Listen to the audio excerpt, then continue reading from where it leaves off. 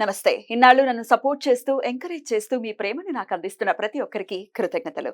అలాగే ఈ వీడియో కూడా ఖచ్చితంగా మీకు ఉపయోగపడుతుంది. లైక్, షేర్ అండ్ సబ్స్క్రైబ్ చేసి మీ సపోర్ట్‌ని నాకు అందించండి. అలాగే ఈ వీడియో పట్ల మీకున్న అభిప్రాయాన్ని కామెంట్ సెక్షన్‌లో కామెంట్ చేసి తెలియజేయండి. ఇప్పుడు వీడియోని చూద్దాం. సూర్యోస్మి, నేను మీ విక్రమాదిత్య. ఆరోగ్యమే మహాభాగ్యం, ఆరోగ్యం భాస్కరాధీనం.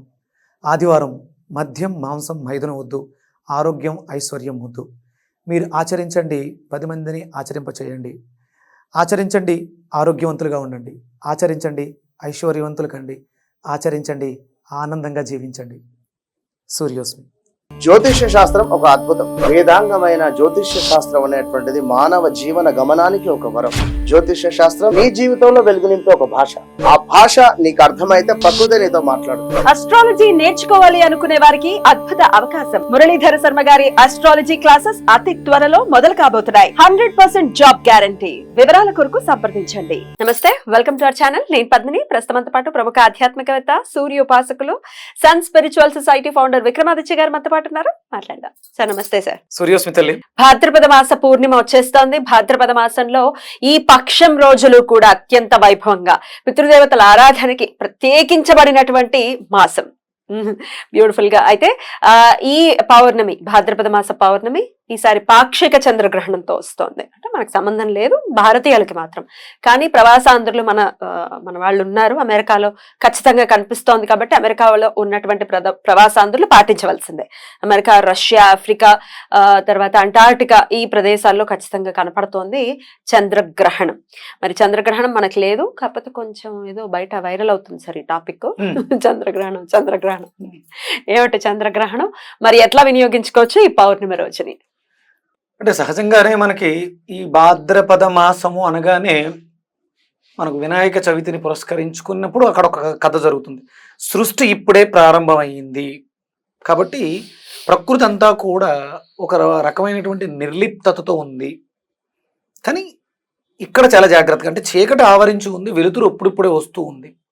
మనం పౌర్ణమి అనగానే వెలుతురు కదా. మరి ఇప్పుడు అంటే ఈ పౌర్ణమిని సందర్భించుకుంటే చాలా ఆనందంగా మన ఉత్సవ మెడిటేషన్లు చేసుకుంటాం, ధ్యానాలు చేసుకుంటాం, పూజ అవన్నీ చేస్తాం. కానీ ఇక్కడ మళ్ళీ చీకటి ఆవరించబోతుంది, మళ్ళీ మాయ వస్తుంది కదా. మరి ఈ మాయలో అంటే ఇక్కడ గ్రహణం అంటే ఏంటి? గ్రహణం గ్ర అంటే తిరుగుతున్న దాన్ని, బ్రహ్మ గురువుని ఒకటి ఏదో కమ్మేస్తుంది, మాయ కమ్మేస్తుంది, కలి మాయ అడ్డొస్తుంది. అంటే అక్కడ నుంచి మనం పొందాల్సిన దాన్ని కోల్పోతూ ఉన్నాం, పొందలేకపోతూ ఉన్నాం. ఇక్కడ చంద్రుడు కదా మనస్సు కారకుడు. మన మనస్సు చంచలంగా ఉంటుంది, ఇబ్బందిగా ఉంటుంది. మరి ఇలాంటి సందర్భాల్లో దాన్ని శక్తివంతం చేసుకోవాలి. సృష్టి ఆరంభం జరిగింది అంటే ఇది ఎక్కడ జరిగింది? యూనివర్స్లో పార్వతీదేవి మొదలుపెట్టింది. అంటే మనలో ఉన్నటువంటి, అంటే మన జాతకంలో చతుర్థ స్థానం తీసుకుంటే తల్లి స్థానం, మనమే గణపతులుగా ఉన్నాం. ఆవిర్భావం జరిగింది, జ్ఞానం వచ్చింది. అంటే గుంజిళ్ళు తీసాము, ఉండ్రాళ్ళు తిన్నాం, గణపతికి పెట్టి మనం కూడా తిన్నాం. అంటే మనం కూడా గణపతులమే, అంటే లెక్కిస్తున్నాం, జరుగుతుంది. ఇప్పుడు గ్రహణం వచ్చింది. మరి ఈ మనసు స్థిమితంగా లేకపోతే ఇప్పుడు చేసేటువంటి పనులు, అంటే ఎలాంటి పనులు చేయటానికి ఈ మాసం యోగ్యం కాదు. ఖచ్చితంగా చేయాల్సింది చెప్పారు. పితృదేవతల ఆరాధన ఖచ్చితంగా చేయాలి. ఏమీ చేయగలంటే శుభకార్యాలు, పెళ్లిళ్ళు, మాటలు ఇలాంటివి చేస్తే సత్ఫలితాలు ఇవ్వవు. కానీ కంపల్సరీ మీరు చేయాల్సింది పితృకార్యాలే. అంటే పితృవులు ఎవరు? నీ జన్మకు కారణమైన వాళ్ళు మనం కొంతగా తీసుకుంటాం. అలాగే అంటే మనకి ముందు ఉన్నటువంటి తరంలోంచి, అంటే వాళ్ళ అనువంశీకులుగా మనం వస్తూ ఉన్నాం. రాములు వారు జన్మ తీసుకున్నారు, ఆ యుగం అయిపోయింది. తర్వాత శ్రీకృష్ణ పరమాత్మ, ఆ యుగం అయిపోయింది. అంటే వాళ్ళలోంచి వచ్చినటువంటి అంశాలమే కదా పితృదేవతలు. అంటే వాళ్ళు కూడా వస్తారు కదా. ఇక్కడ కొత్తగా ఏర్పడుతుంది, సృష్టి జరుగుతోంది. ఇప్పటి వరకు బాల మన పరిస్థితి ఏమి, మన టైం బాల. ఇక్కడ మీకు నేను ఒక ఎపిసోడ్ లో మనం మాట్లాడుకున్నాం, టైం తీసుకొచ్చి గణపతిని ఏర్పాటు చేయడం జరిగింది, భాద్రపద మాసంలో జరిగింది. టైం మొదలైంది, దీన్ని గుడ్ టైం గా మార్చుకోవచ్చు కదా. ఎలా మార్చుకోమంటారు మరి? అదే ప్రశ్న. సాధన పితృదేవతలకి మనం ఏదైతే చేస్తామో వాళ్ళను వేడుకోవాలి. ఎలా సార్? ఇప్పుడు పెద్దవాళ్ళు చెప్పలేదు, చాలా మందిలో మనం ఇప్పటికీ కంప్లైంట్స్ వింటూ ఉన్నాం. ఇప్పుడు చనిపోయారండి, ఏదో అప్పుడు ఆ సంవత్సరం పెట్టేసాం, మాకేం ఆనవాయితీ లేదు, మళ్ళీ మళ్ళీ పెట్టడాలు ఇట్లాంటివి ఏం లేవు అని చాలా మంది చెప్తారు. ఏంటది? అదే, మాకు ఆనవాయితీ లేదు, లేకపోతే అసలు మా పెద్దవాళ్ళు చెప్పలేదు. ఇప్పుడు అంటే చనిపోయిన తర్వాత ఫస్ట్ ఇయర్ చేసేస్తారు కదా, ఇంకా మళ్ళీ చేయరట. నేను అదే ఆశ్చర్యపోయా. ఇంకా మళ్ళీ సంవత్సరం చేయటం లాంటిది ఏమీ ఉండదు అని అంటారు. మరి అవి పితృదేవతలుగా డెఫినెట్ పితృదేవతల శాపాలను వచ్చేస్తాయి కదా. కృతజ్ఞాయ అంటే కృతజ్ఞుడు, కృతజ్ఞత, కృతజ్ఞత. కృతజ్ఞతా దోషం వల్లే నువ్వు అనుభవిస్తున్నటువంటి దుర్భరమైనటువంటి జీవితం. పితృకారకుడు సూర్యుడు అంటాం కదా, సూర్యనారాయణమూర్తి. అంటే మన చుట్టూ ఉన్నటువంటి పంచభూతాలకి పంచయజ్ఞంగా చేస్తాం.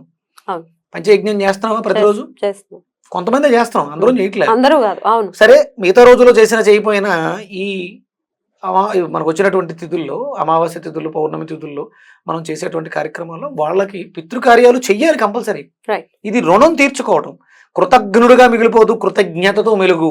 అప్పుడు జీవితం అభ్యున్నతి బాగుంటుంది, ఉత్తరక జన్మలు బాగుంటాయి. అసలు ఇప్పుడే రిజల్ట్స్ చూసేస్తాం. ఒక్కసారి మనం మొదలు పెడితే కనుక, అరే మన వాళ్ళకే మనం గ్రాటిట్యూడ్ చూపించకపోతే. అంటే ఇప్పుడు మా నాన్నగారికి తెలియదమ్మా, మా నాన్నగారికి ఇలాంటివి ఏమీ తెలియదు, అసలు పట్టించుకోరు.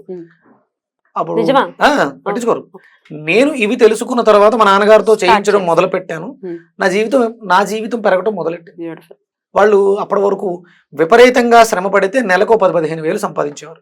విపరీతంగా కష్టపడితే భార్యాభర్తలు ఇద్దరు టైం లేకుండా అర్ధరాత్రి 11-12 గంటలకు పడుకుని ఉదయం 4 గంటలకు లేచి ప్రతిరోజు ఇది 365 రోజులు. ఒక్క రోజు కూడా సండే హాలిడే లేదు, మంగళవారం సెలవు కానీ ఏవీ లేవు. 365 రోజులు శ్రమ పడుతూనే 43 ఏళ్ళు గడిపేశారు. నేను 1999లో హైదరాబాద్, అంటే 2000 సంవత్సరం చేసుకోండి, 2000 వచ్చాను అంటే 24 ఏళ్ళు వాళ్ళిద్దరు ఒంటరి పోరాటం చేస్తూ తిని తినక, ఎందుకంటే వండుకోవడానికి టైం ఉండదు, చేసి పెట్టేవాళ్ళు. అదే ఇప్పుడు నేను ఊరు వెళ్ళినప్పుడల్లా ఎందుకు చేస్తూ ఉంటానంటే కృతజ్ఞత తీర్చుకుంటూ ఉంటాను. ఎలా ఉన్నారు కదా మా నాన్నగారికి. మరి మా తాతయ్య గారు చనిపోయారు, చేయలేదు, అసలు వాళ్ళకి ఏమీ తెలియదు. నేను ఇది తెలుసుకున్న తర్వాత, మొదలు పెట్టించిన తర్వాత వాళ్ళు శ్రమ పడుతూ ఉన్నారు కదా, మా షాపుని వేరే వాళ్ళకి రెంట్కి ఇచ్చాను. శ్రమ తగ్గింది, శ్రమ పూర్తిగా శ్రమ పోయింది. వీళ్ళు నెలంతా కష్టపడితే ఎంత సంపాదిస్తున్నారో అంత రెంట్ వస్తుంది. హ్యాపీ. వాళ్ళు ఎంత సంపాదించి అంతే సంపాదిస్తున్నారు. సమయం ఖాళీగా విశ్రాంతి సమయం పెరిగింది. ఇంకా కావాలి కూడా ఈ సమయం వాళ్ళ ఏజ్ లో. ఇది పితృదేవతల అనుగ్రహం 100% పితృదేవతల అనుగ్రహం. రైట్. ఎలా మరి మమ్మల్ని కూడా ఏం చేసుకోమంటారు? ఎట్లాగో మనం మహాలయ పక్షానికి సంబంధించినటువంటి వీడియో ఒకటి ఖచ్చితంగా చేసుకున్నాము. బట్ పౌర్ణమి రోజు ఏం చేయాలో ఈ వీడియోలో ఒకసారి చెప్పండి. అంటే ఇక్కడ కూడా మనకి ఎవరైతే ఈ జన్మకి కారణమైనటువంటి అమ్మవారు శక్తి స్వరూపిణి ఉందో, శక్తిని ఆరాధించడమే పౌర్ణమి యొక్క విధి. మనం శక్తిని ఆరాధించాలి.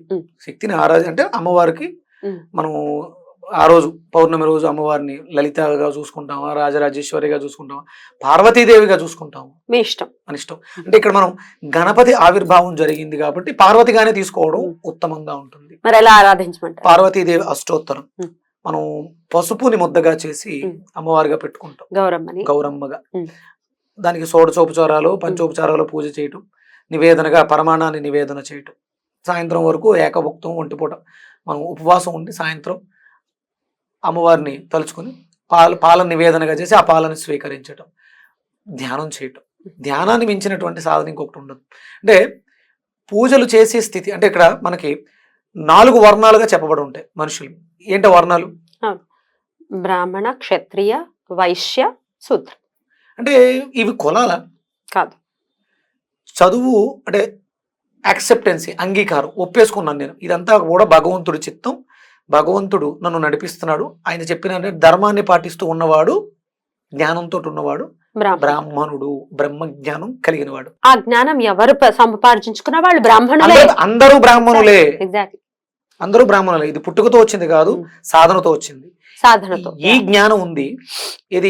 ఇదంతా భగవంతుడు సృష్టి, ధర్మానికి కట్టుబడి ఉండాలి, నేను ఇది చేయకూడదు అని తెలిసినా అందులోంచి బయటకు రాలేక యుద్ధం చేస్తూ ఉండేవాడు క్షత్రియుడు. తెలుసు, ఒప్పుకోవట్లేదు, కానీ వాటిని విడిచిపెట్టలేక యుద్ధం చేస్తూ ఉంటాడు. మరి 2 రోజులు మానేసి మళ్ళీ 2 రోజులు తిండు, మానేయాలి, బాగోదు జీవితం, మార్చుకోవాలి అనుకునేవాడు క్షత్రియుడు. మరి వైశ్యులు అంటే వైశ్యులు అంటే ఏంటంటే ఇది తెలుసు, చేస్తే లాభం ఏంటి, లాభాపేక్ష చూసేవాళ్ళు. ఈ పూజ చేస్తున్నాము, ఫలితం ఏంటి, నాకేమిస్తాడు దేవుడు అనుకుంటే తెలుసు. ఇదంతా కర్మ, ఈ కర్మ వల్ల ఈ జన్మ తీసుకున్నామని తెలుసు, సాధన చేస్తున్నాడు. అయినా మళ్ళీ పూజ చేసేటప్పుడు మళ్ళీ అనుకుంటాడు, ఇది చేస్తున్న ఫలితం వస్తుందా అని. ఆ ఫలితం మీద ఆశ పెట్టుకుని లాభాపేక్షతో ఉండేవాళ్ళు వైశ్యులు. తెలిసిన కర్మని తెలిసినా కూడా ఇంకా ఫలితం కోసం, లాభం కోసం, మంచి జన్మలు తీసుకోవాలి, డబ్బు సంపాదించాలి, కోటేశ్వరుడు అవ్వాలి, ఈ కోరికలతో ఉండేవాడు వైశ్యుడు. ఇవన్నీ నాకు తెలియదండి. నేను నా ఇష్టం వచ్చినట్టు బతికేస్తాను, ఇవన్నీ నేను పట్టించుకోను, గాడిద గుడ్డు అనే వాళ్ళందరూ శూద్రులు. ఇప్పుడు నాస్తికవాదంతో ఎవరైతే ఉన్నారో వాళ్ళందరూ శూద్రులే డెఫినెట్లీ.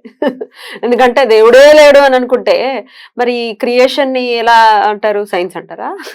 దానంతట అది జరిగిపోతుంది, ఎవరో ఒకళ్ళ అధీనంలో ఉండాలి కదా.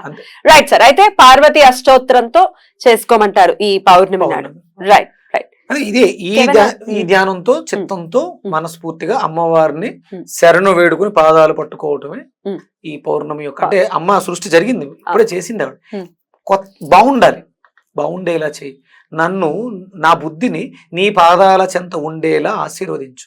ఇక్కడేం ఆశించట్లేదు, నాకు అది కాదు ఇది కాదు, నా బుద్ధి నీ పాదాల చెంత ఉంటే నువ్వే నడిపిస్తావు, ఆవిడే తీసుకెళ్తుంది చేపట్టుకుని. ఎగ్జాక్ట్లీ శరణు వేడుకోవాలి. అష్టోత్తరంతో పాటు ఇంకేదైనా నామం, ఒక్క నామం చేసుకోవాలి, బీజాక్షరాలు ఏదైనా చెప్తారా? అంటే బీజాక్షరాలు చాలా ఉన్నాయమ్మా. అంటే ఇప్పుడు నవగ్రహాలకి ఎలా అయితే చెప్తారో శక్తికి ఏమైనా ఉందా చెప్తారు? అమ్మవారి శక్తి స్వరూపినిగా మనం క్లీం మంత్రాన్ని తీసుకుంటాం. ఓం క్లీం, అంతే చేసుకుంటూ ఉండడమే. క్లీం ని కృష్ణుడికి కూడా చెప్తూ ఉంటారు, కృష్ణుడు అమ్మవారికి అభేదం కదా. అద్భుతం సార్, చాలా బ్యూటిఫుల్ గా ఎక్స్ప్లెయిన్ చేశారు. డెఫినెట్ గా దీని వెనకాల అర్థం చేసుకోవాల్సినటువంటి సారాంశం చాలా నడిపిస్తుంది. అలా నడిపించాలి అమ్మవారు మనల్ని అంటే కొలుద్దాం, కొలవాలి. Beautiful sir, thank you so very much. నమస్తే. సూర్యస్మృతి.